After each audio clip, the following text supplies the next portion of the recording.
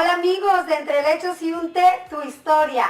Bienvenidos a su nuevo programa. Y digo nuevo porque tenemos a una nueva invitada.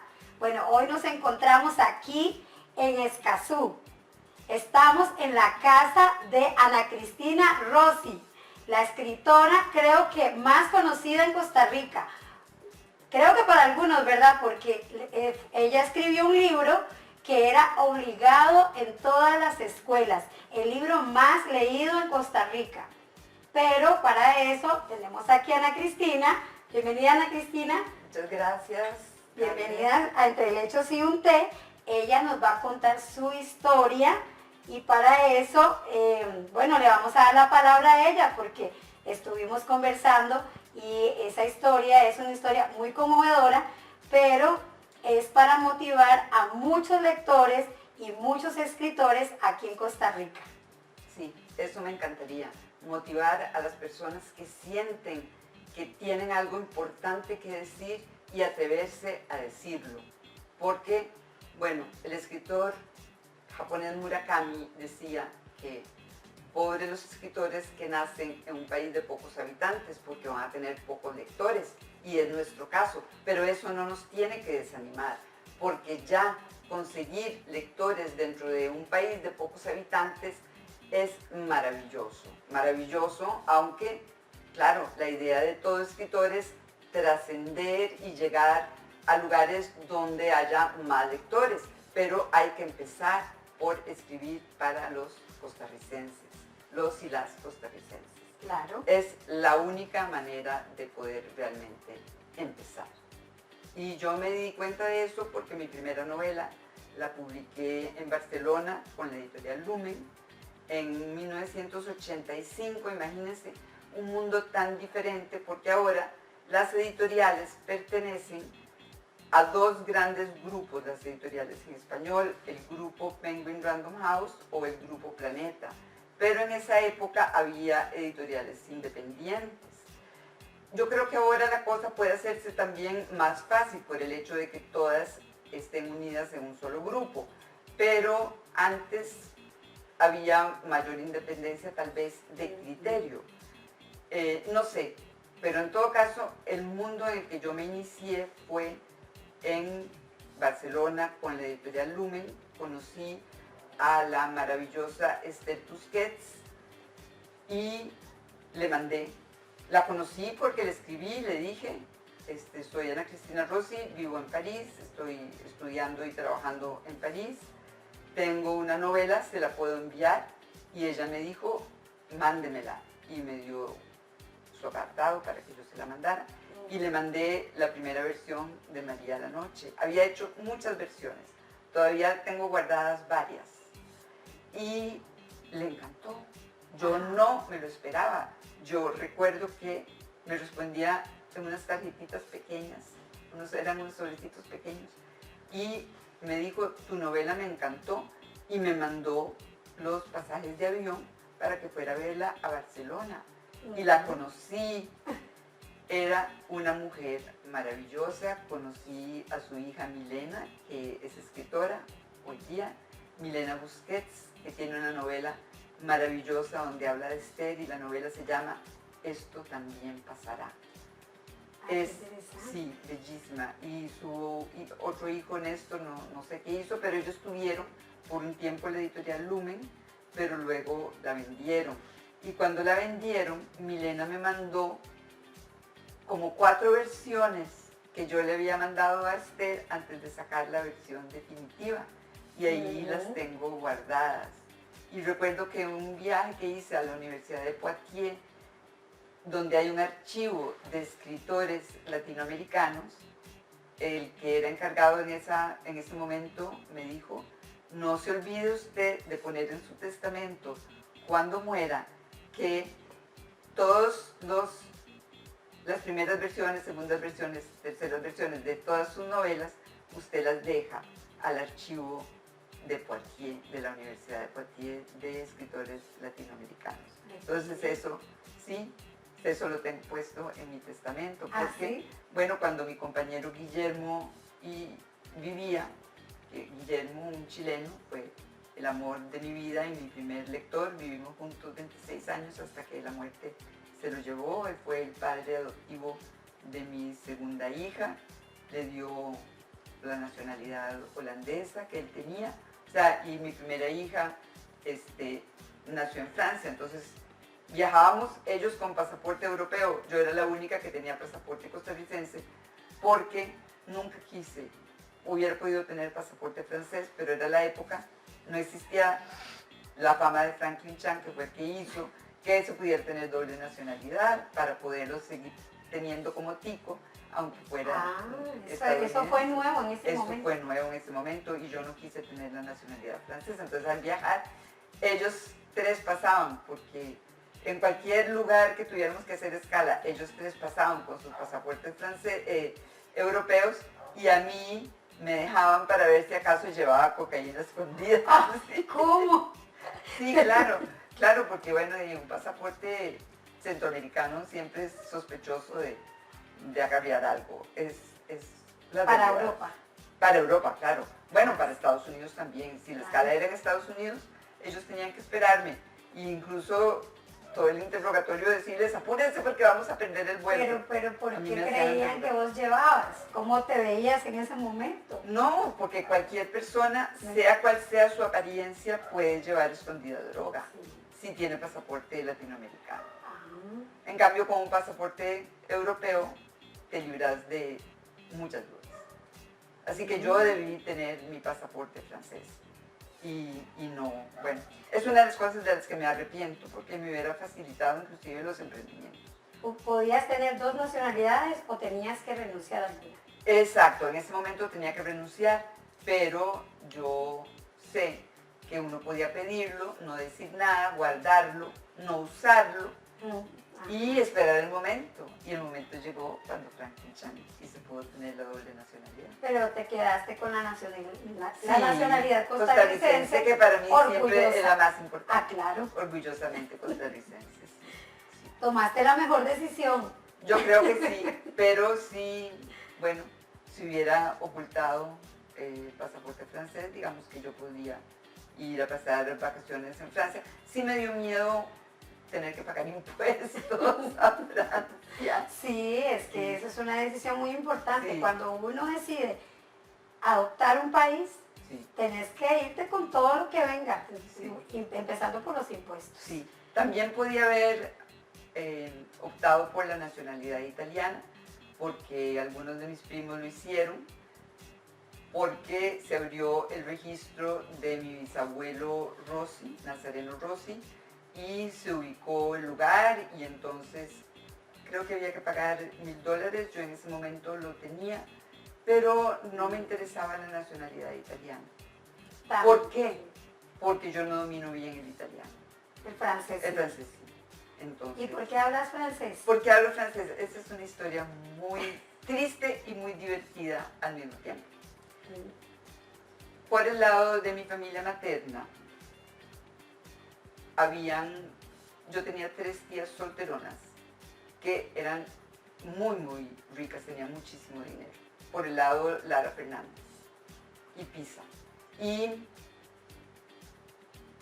en esos momentos, estamos hablando de principios del siglo XX, pues las mujeres todavía no habían alcanzado los derechos y la igualdad por la que todavía estamos luchando, pero que sí hemos alcanzado un estatus de paridad, digamos, con los hombres. Pero en esa época, casarse implicaba cierta sumisión y ellas, como tenían dinero, no quisieron casarse.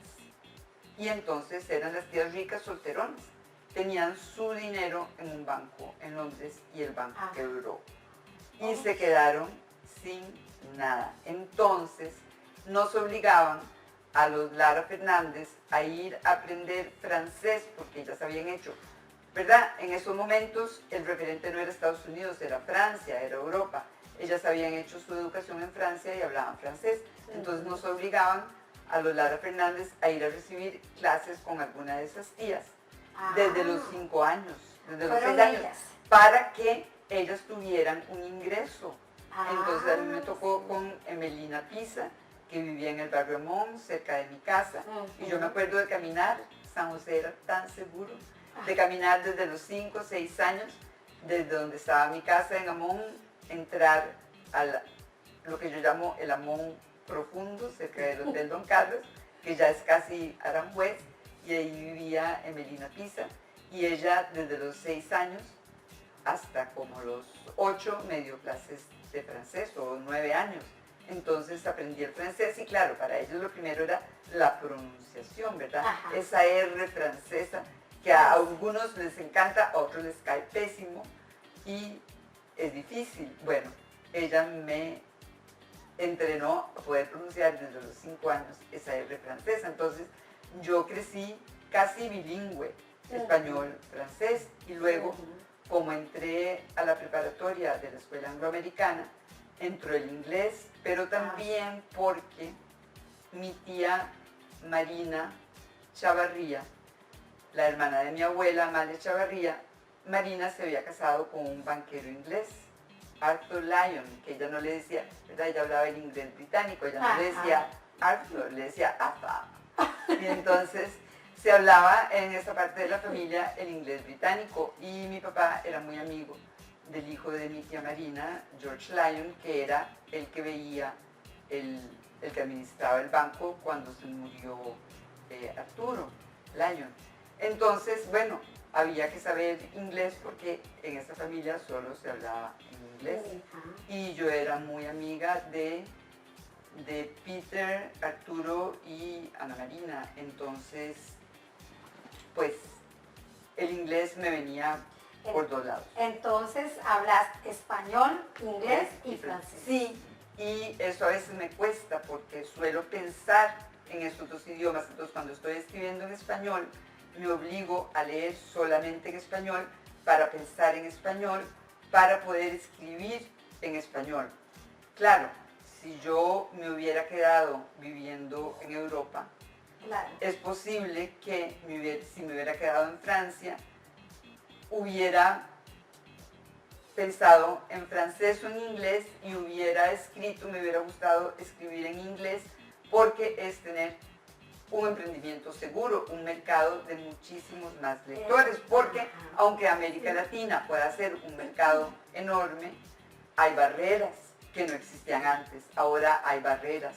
Antes, yo me acuerdo, cuando yo era adolescente, los libros de Losada, la editorial argentina, venían a Costa Rica facilísimo.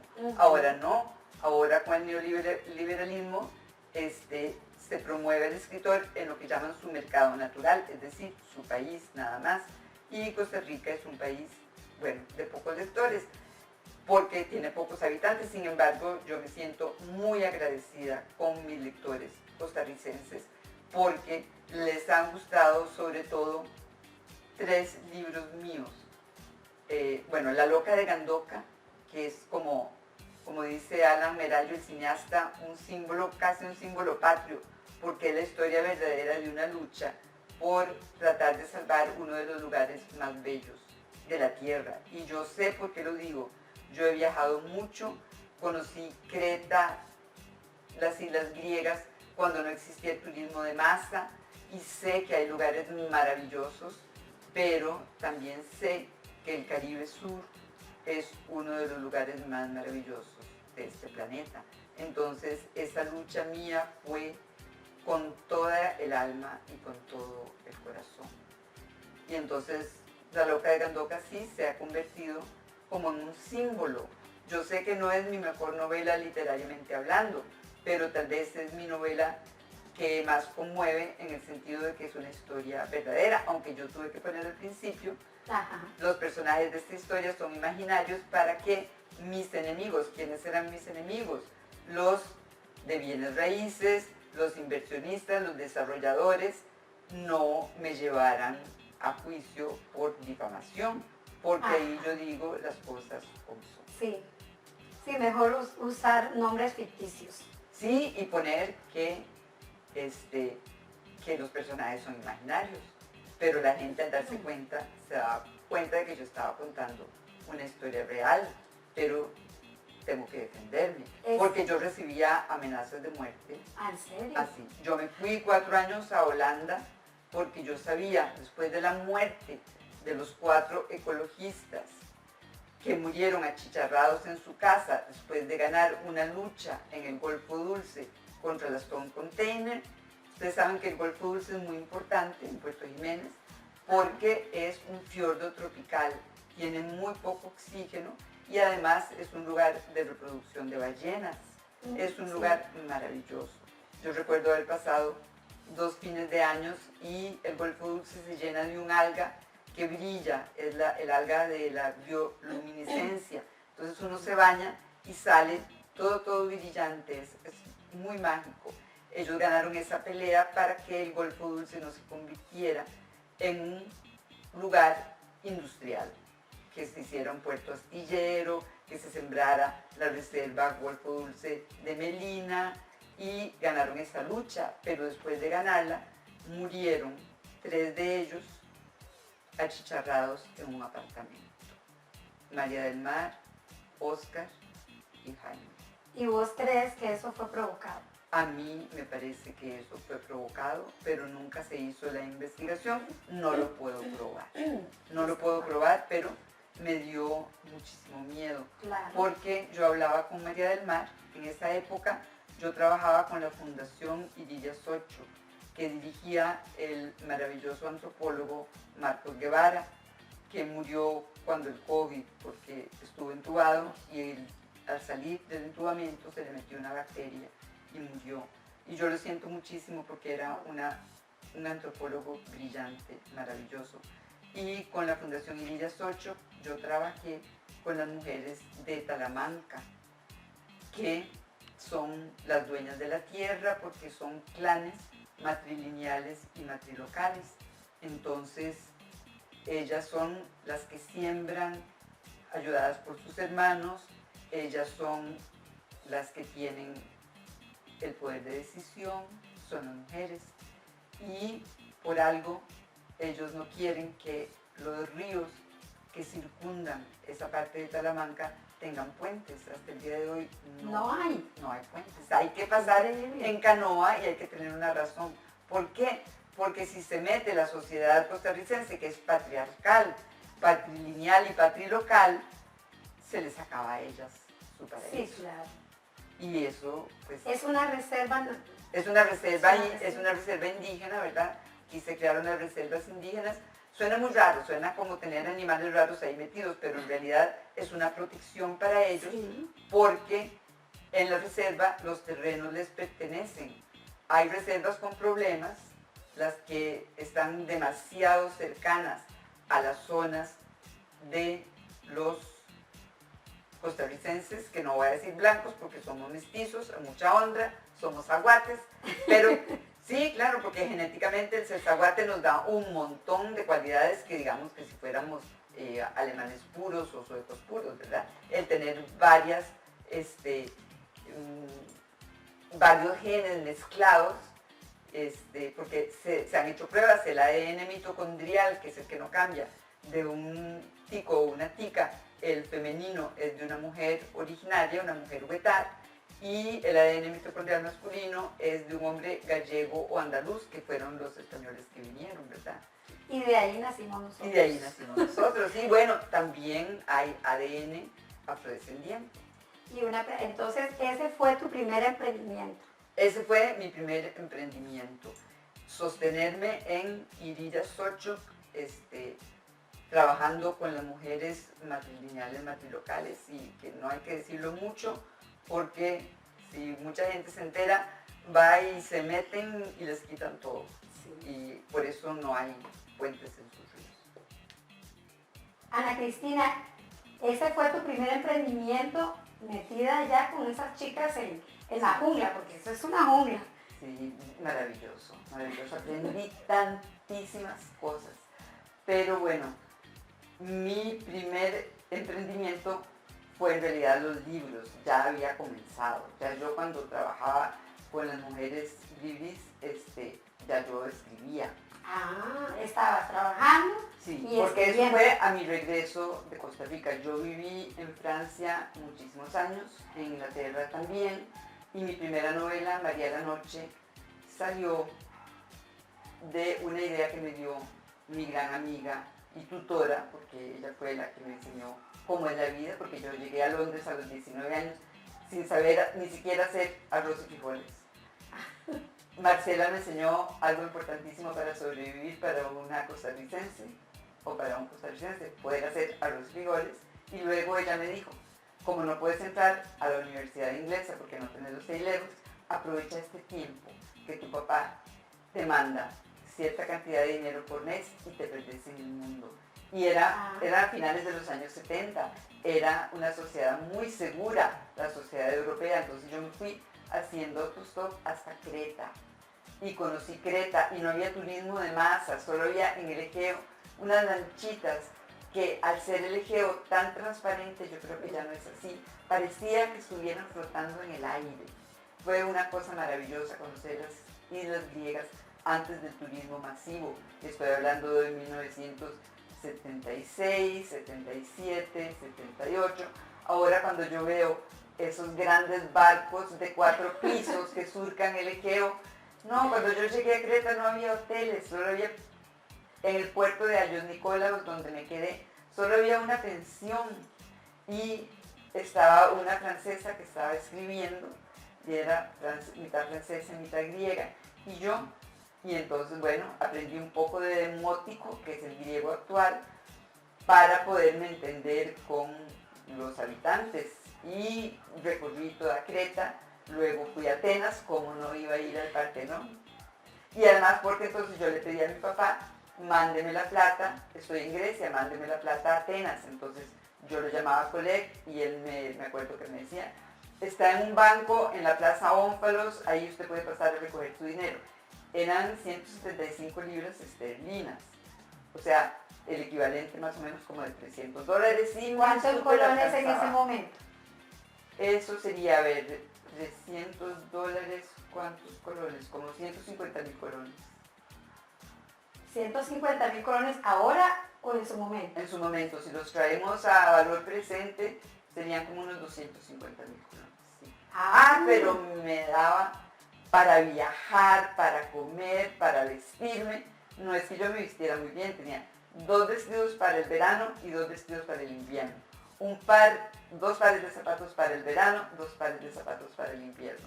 Y como los viajes los hacía en verano, o a partir de la primavera, pues llevaba 2 vestidos. Y así, uno quita y pone. Quita y pone. Aquí. Exacto. Y una amiga francesa, ya cuando me fui a vivir a Francia, una amiga francesa, mis 2 grandes amigas francesas, Joël y Pascal, que cuando yo les conté de mis peregrinajes a Grecia, y dijeron, vámonos a Creta, y nos enseñás cómo es eso. Y fue maravilloso hacer el viaje con ellas, tuvimos un montón de aventuras.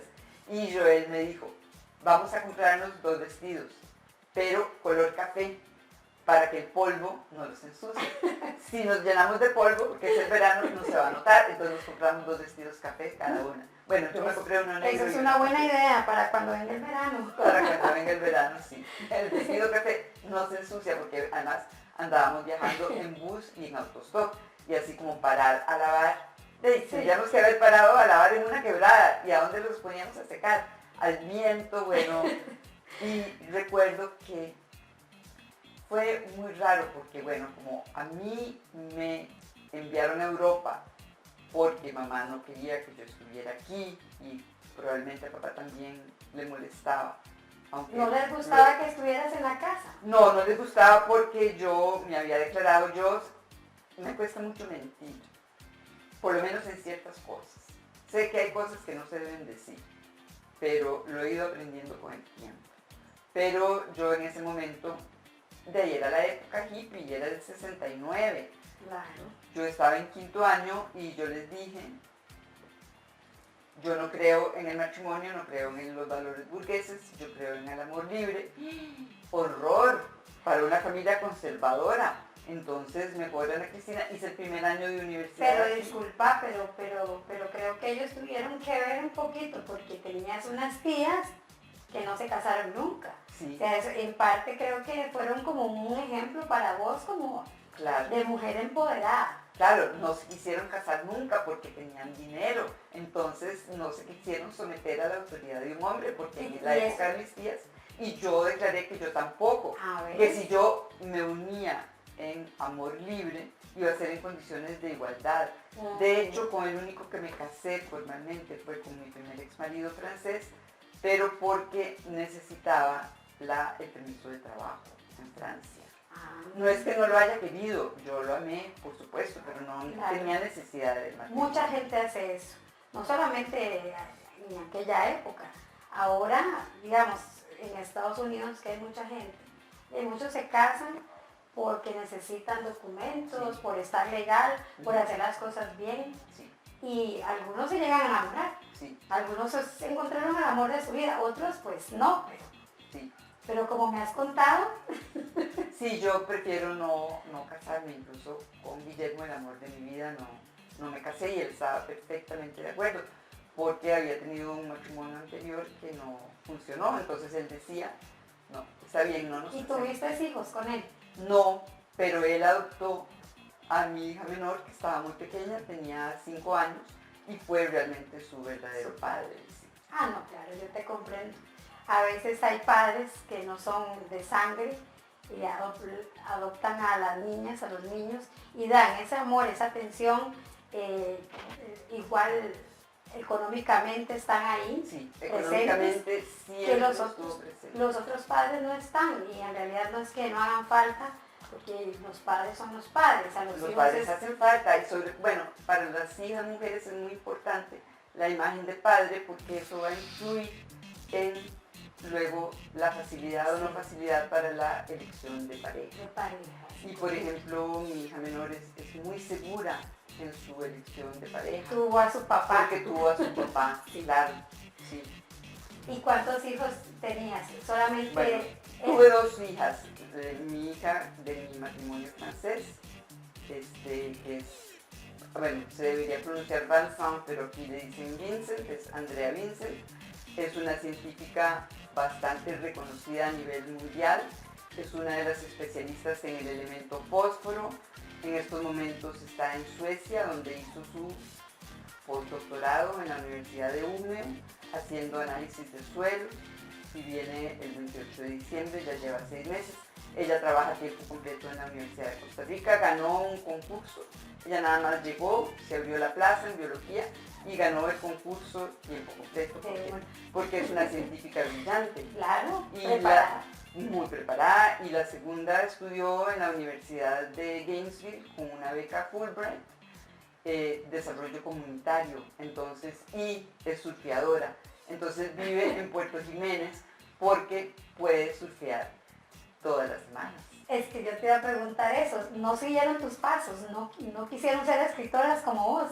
No quisieron ser escritoras como yo porque, bueno, por un error yo tuve, bueno, mi emprendimiento como escritora ha sido difícil, y digamos que lo estoy retomando y relanzando, porque yo tuve, cuando mi primera novela se tradujo al francés, María la Noche, se tradujo al francés, me contactó un agente muy importante. No era Carmen Balcells, pero probablemente la que le seguía. Balcells fue la que lanzó a Isabel Allende.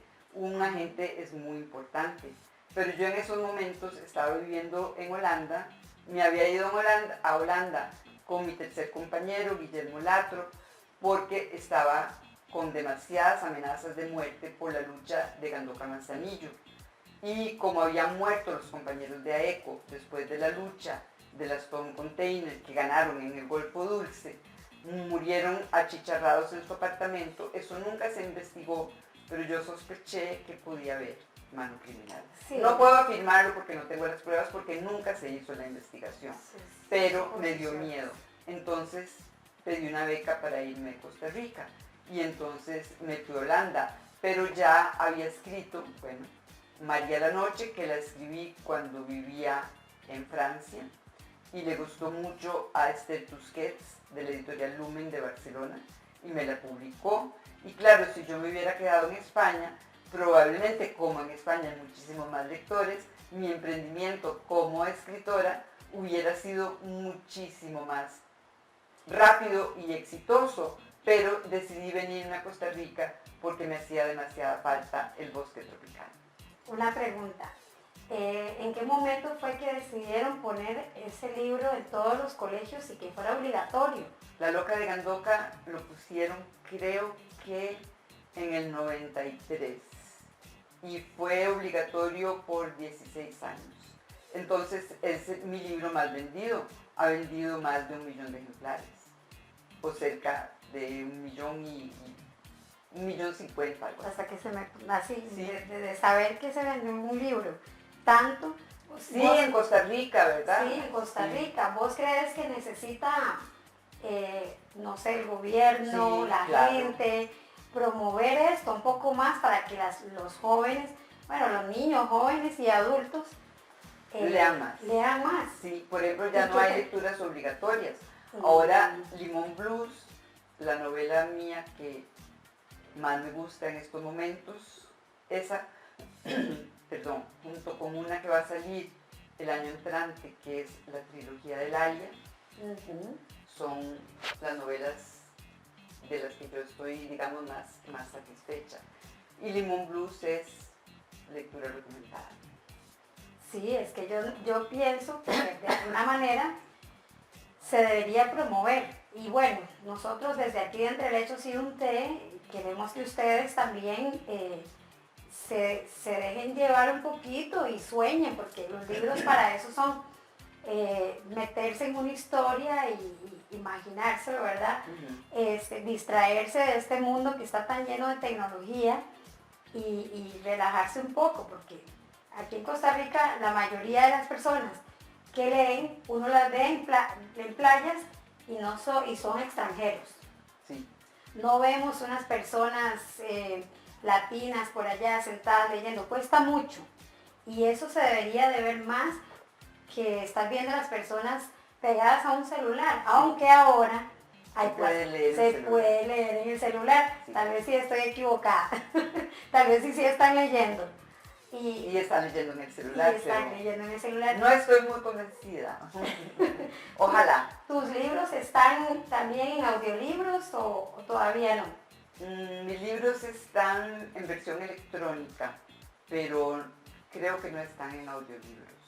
El único que tal vez podría estar en audiolibro es Tocar a Diana, porque está con Alfaguara. ¿Y ese de qué se trata? Bueno, es un libro muy fuerte, está contado. Déjame verlo para... La técnica que yo usé fue contarlo desde el diván de un psicoanalista. Es un libro donde yo cuento mi historia y la de mis hermanos de abuso sexual infantil.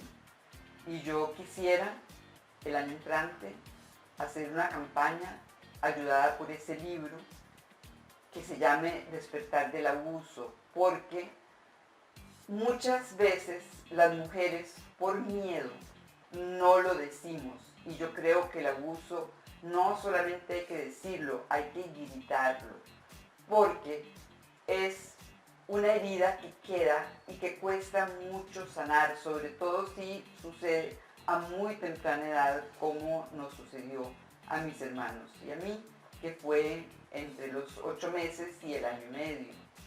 Y bueno, si nosotras las mujeres no lo denunciamos, si no lo gritamos, ¿quién lo va a denunciar? Tenemos que terminar con eso, y se abusa a mujeres y a hombres, no es que solamente se abuse a las mujeres, a los hombres también, y ocurre en todas las clases sociales. O sea, que las clases altas no se salvan tampoco, porque nuestro abusador era un señor de clase alta, de una familia intelectual, de mucho renombre y mucho prestigio en Costa Rica. Y bueno, los hombres en el patriarcado se supone que tienen derecho a todo.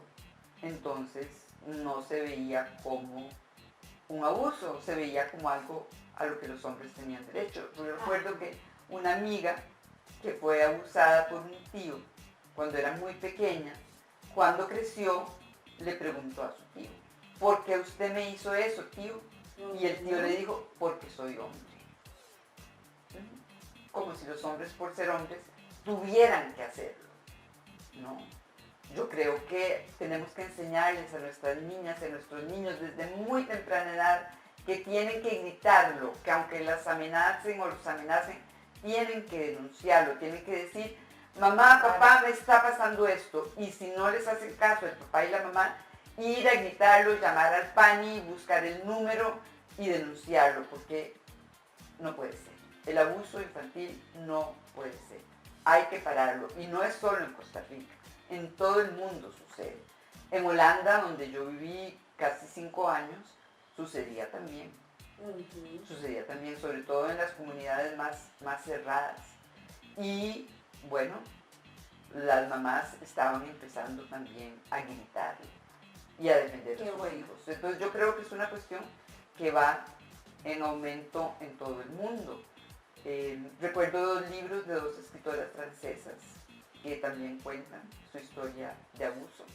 Y bueno, el francés no es como el inglés, que puede tener millones de lectores. El francés tendrá los lectores del francés. Ana Cristina, ¿este libro es para qué edades? Yo creo que a partir de los 15. A partir de los 15 años. Es un libro duro que dice las cosas como son. Y los costarricenses no estamos acostumbrados a eso. Yo, como viví 26 años con un chileno, los chilenos son muy directos. Y fui muy amiga de la escritora Tatiana Lobo, que se ganaba muchas enemistades porque nunca dejó su manera de ser chilena, de hablar directo. Y a los costarricenses nos gusta el circunloquio, el eufemismo, ¿verdad? Y no decir las cosas como son, sino irlas dorando la píldora. Divagar un poco. Sí, dorar la píldora y no decirlo directo. Pero yo con Guillermo y con Tatiana aprendí que era una buena manera de hablar, pero los tipos no. Y me duele muchísimo la muerte de Tatiana porque yo me sentía muy acompañada por ella como colega. Como colega escritora, ella hizo la primera novela histórica de Costa Rica, que fue Asalto al Paraíso. Le dieron el premio de la Feria de Guadalajara, el premio Sor Juana Inés. Y creo que ella rompe barreras. Tiene una historia, o sea, sus libros cuentan historias maravillosas. Ella investigó mucho sobre las mujeres de la colonia, tiene un libro que se llama Mujeres de la Colonia entre Dios y el Diablo. Y todos los días la echo de menos. ¿Ella fue tu favorita como escritora o tuviste eso? Bueno, como escritora costarricense chileno, sí, ella era mi favorita. ¿Y cuál es tu favorita? Mi favorita de todo el mundo es la escritora inglesa, que ya murió, por supuesto, Virginia Woolf. Incluso para una editorial española que me pidió un cuento, yo hice un cuento del encuentro entre Fernando Pessoa, que es un escritor que me encanta también, aunque escribió poquísimo, el escritor portugués Fernando Pessoa. Yo hice un cuento a donde se encuentran Fernando Pessoa y Virginia Woolf. Virginia Woolf va camino a suicidarse. Ella se suicida porque tenía problemas mentales. Y leí que esos problemas habían sido provocados por abuso sexual muy temprano de ella y su hermana. Su hermana lo sobrevivió mejor y Virginia no lo soportó y desarrolló una especie de esquizofrenia. Y entonces se puso piedras, un montón de piedras bien pesadas en el abrigo y se metió en un río. Ay, no. Y se ahogó. Qué Sí, triste. porque tenía alucinaciones. Sí. Y vivir así, ella dice que, bueno, la educación europea, sobre todo la de ese tiempo y la que me tocó a mí, ¿verdad? Teníamos que, porque yo hice mis estudios en Francia, tenemos que aprender latín y griego antiguo. Ajá. Yo me metí más en el latín que en el griego antiguo, que me costaba más, pero ella le tocó aprender griego antiguo y en sus alucinaciones oía a los pajaritos cantar en griego. Recuerdo eso y yo he estado cerca de la locura, pero recuerdo que mi psicoanalista, Aide Feinberg, porque yo me psicoanalicé en París 4 años, 3 veces por semana mínimo, a veces 4, gracias a mi papá y a su nueva esposa que me mandaban la plata puntualmente, y ella me decía, mire, no se puede pasar, usted es una neurótica, no se puede pasar a la psicosis así nomás. Usted tiene miedo de volverse loca, pero usted no se va a volver loca, porque usted es una neurótica. Y entonces eso me tranquilizó muchísimo, porque a veces yo creía... Te jalaba a la realidad. Sí, me jalaba la realidad. Yo creía que una de mis condenas era volverme loca, pero me ayudó mucho, yo me apoyé mucho en creencias orientales y averiguar toda la teoría de la reencarnación y el karma, a la que le entré por la teosofía y después ya me fui directo al hinduismo, me tranquilizó muchísimo, porque siempre hay una segunda oportunidad. Claro. Cuando uno cree en la reencarnación siempre hay una segunda oportunidad, y yo me di cuenta de que yo había venido en esta encarnación a vencer la tentación del suicidio, porque en una encarnación anterior me suicidé, y la persona que se suicida tiene que reencarnar hasta que lo venza. Entonces, bueno, ya por la avanzada edad que tengo, no voy a decir cuánto, pero tengo, como me dijo una psicóloga que veo cada 15 días, me dice, pero Ana Cristina, es maravilloso tener esa edad, date cuenta de la experiencia que tenés. Claro. Y entonces, claro, la novela que estoy escribiendo ahora es justamente porque quiero regalar esa experiencia. ¿La estás escribiendo en este momento? Sí, en este momento estoy, bueno, es que tengo un problema. Scarlett, descubrí que tengo 14 novelas empezadas. Dios mío. ¿Qué? Sí, y los principios son bellísimos, pero no siguen. Entonces quiero usar esos principios. Algunas las quiero dejar para novelas que escribo después. Yo espero morirme como Alejo Carpentier corrigiendo mi novela más reciente, que en ese momento va a ser mi última novela. Y en este momento... Estoy escribiendo una novela sobre mi experiencia, porque quiero coger toda esa experiencia que esta psicóloga de nombre Ninette, que me ha ayudado tanto en la vida, a mí y a mi hija menor le ha ayudado mucho también, me dijo, pero Ana Cristina, es una edad maravillosa, date cuenta toda la experiencia que hay detrás de esos años.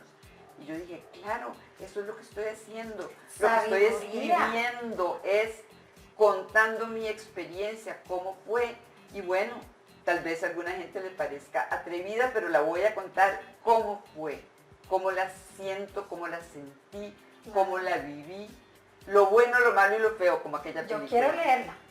Yo quiero ser la primera. Bueno, vas a ser la primera la que se la dé. Pero bueno, okay. Después de que salga esta que se llama La Trilogía del Alia, que va a salir el año entrante, y yo espero después publicar esta otra, que sí, yo quería escribir una novela sobre el fin del mundo, sobre cambio climático, pero voy a esperarme porque en La Trilogía del Alia se toca ese tema. Es una novela corta compuesta de 3 partes y es el fin del mundo por cambio climático, pero en La Trilogía del Alia la especie humana continúa de otra manera. Eso lo explora. Y otra preguntita. ¿Está traducida, la vas a traducir a varios idiomas? Bueno, está prevista una traducción al inglés, pero primero sale en español. En el contrato está prevista una traducción al inglés y claro, el inglés es lo que más me interesa. Igual que La Romana Indómita, espero poderla tener lista en febrero para lanzarla al mercado en inglés, después de que le haga las correcciones de la primera parte, que desgraciadamente, bueno, uno tiene que aceptar como escritora que a veces se equivoca y no le sale tan bien como quería. Entonces, por dicha, me di cuenta de mis errores y la quiero corregir. Mira, ¿y vos crees, hablando de eso, que decís que estabas al borde, que creías que te ibas a volver loca, crees que todos los escritores pasan por esa etapa? No todos, pero algunos. Pablo Coelho, que bueno, no es mi escritor favorito, hay un libro de él que sí me gusta, su primer libro, pero Pablo Coelho empezó a escribir desde un hospital psiquiátrico, a donde él creían que se iba a volver loco y él superó esa enfermedad mental escribiendo. Pero fue en un hospital psiquiátrico que se dio cuenta que se iba a sanar escribiendo. Y disculpa, ¿cuáles son como los principios? Si alguien quiere escribir ahorita, en este momento, quiere lanzarse, ¿cuáles son las bases que tiene que tener? Bueno, Sí. para alguien que quiere escribir y lanzarse, yo recomiendo dos cosas muy importantes. Una es leer muchísimo y leer originales en español, porque se lee mucho novelas traducidas al inglés y la mayor riqueza del idioma español está en el manejo de los verbos. El inglés tiene una enorme riqueza lexical, pero tiene un uso de los verbos muchísimo más restringido. Entonces las novelas traducidas del inglés van a usar siempre, todo el tiempo, el pasado perfecto. Entonces no lean traducciones, lean originales en español. Esa es la primera regla. Y la segunda regla, cuando se pongan a escribir, no tengan un esquema previo en la cabeza. Y eso es un consejo que daba también Naipaul, V.S. Naipaul, Premio Nobel de Literatura. Él decía, yo me lanzo a escribir, no sé lo que va a salir, dejo que salga, y generalmente cuando sé que llego al final, tengo que cambiar el principio porque sale algo que no era lo que esperaba yo que saliera, pero sale algo. Y sale algo importante. Entonces, dejar fluir, y antes de tener por lo menos 100 páginas, no ver qué es lo que salió. A las 100 páginas puede ya ver si ahí hay una novela o dos o tres y qué hacer con el material.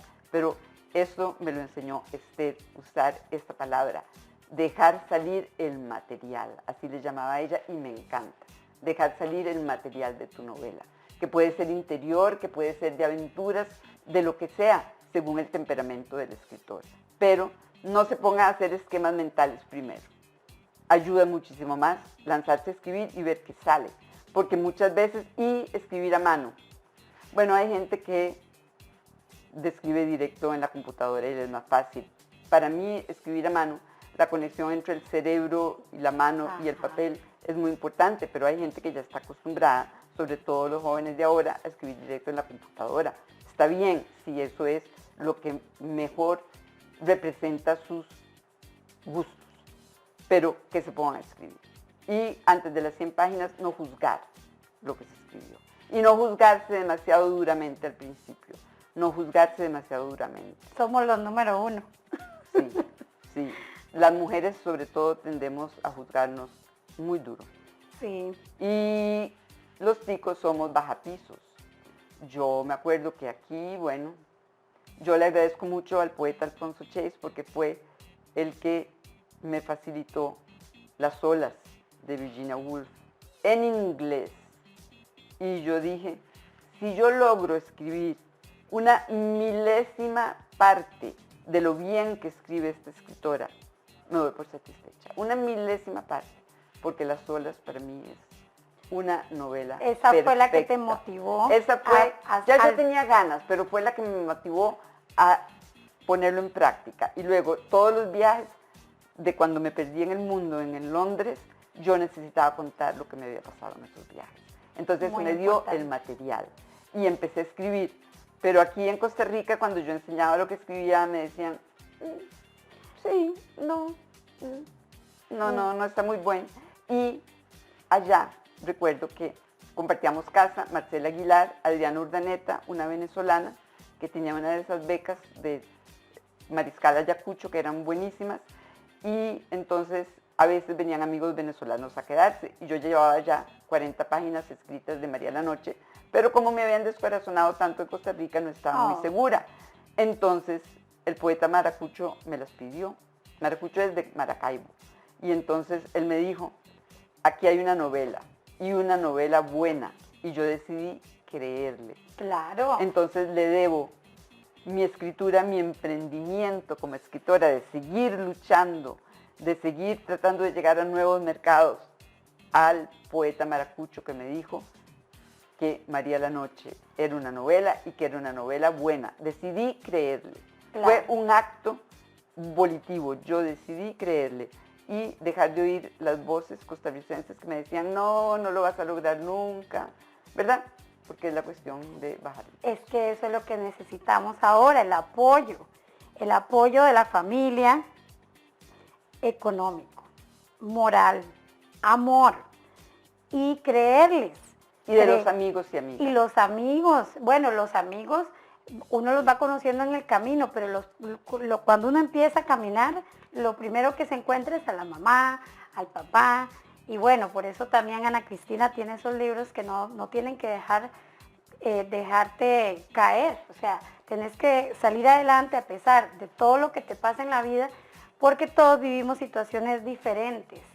Desde pequeños, como Ana Cristina, pudimos tener algún abuso o algunos vivieron como princesas, pero no lo lograron porque también puede ser por alguna limitación que tengan y tal vez puede ser económica, pero motivarnos entre nosotros. Y aquí Ana Cristina estamos aquí, quería que la conocieran porque es una escritora, ahora para mí va a ser muy importante, yo no la conocía personalmente y sí tengo a alguien que es así, fiel a ella.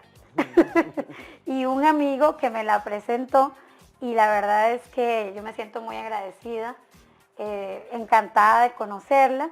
Me Muchas gustaría, gracias, Ana Cristina, que le mandes un mensaje a esos chicos que tal vez no tienen esa motivación o igual que vos te decían, no vas a poder, eso no deja plata, eso... Así, es el asunto de la plata. Bueno, puede dejar plata si uno tiene acceso a otros mercados.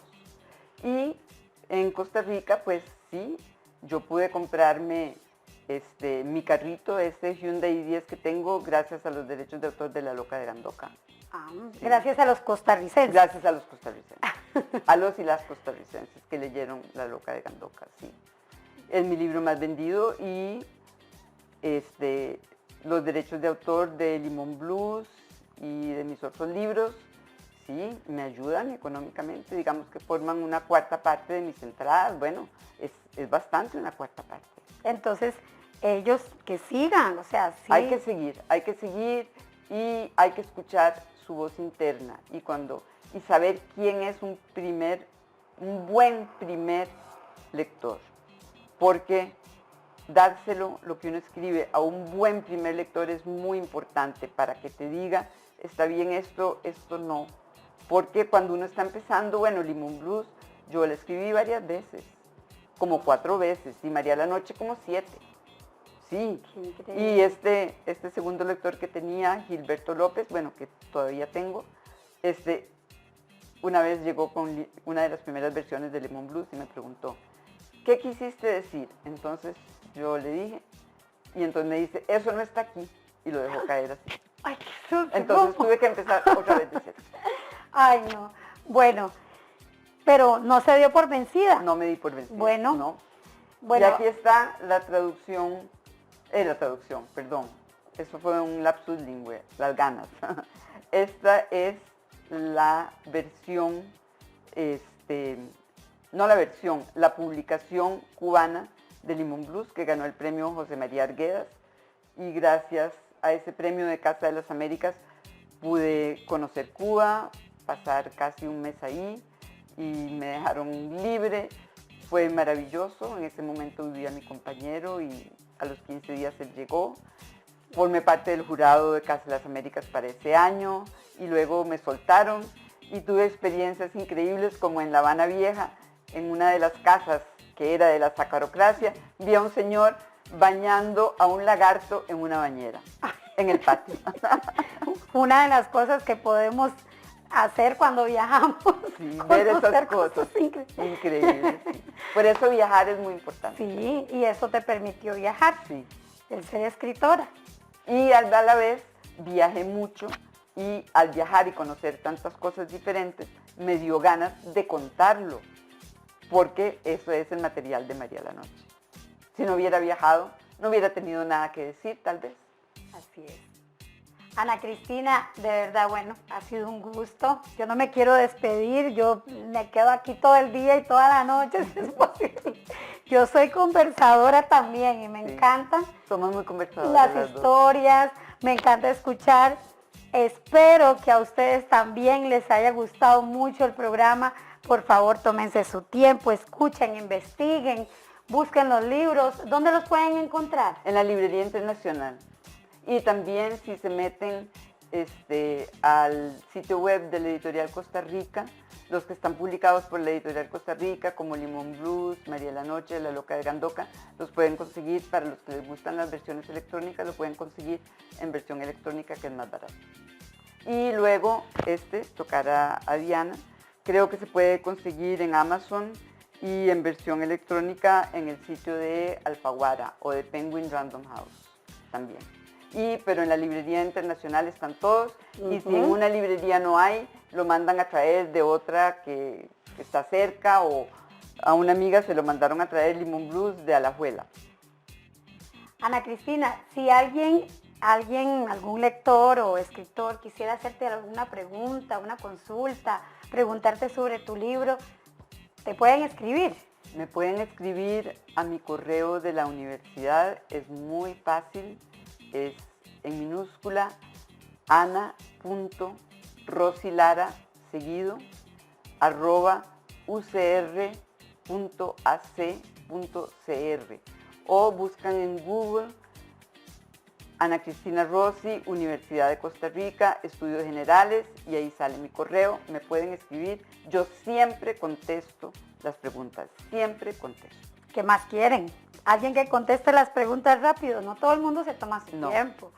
Y decirme otra cosa, y porque lo digo por mí, y creo que mucha gente ahí también, y sé que muchos tienen tus libros todavía, y les gustaría verte personalmente o tener un libro firmado tuyo. ¿Dónde te pueden ir a ver? ¿Tenés planeado ir a hacer alguna presentación? Bueno, hay dos cosas que tengo planeadas para principios del año entrante.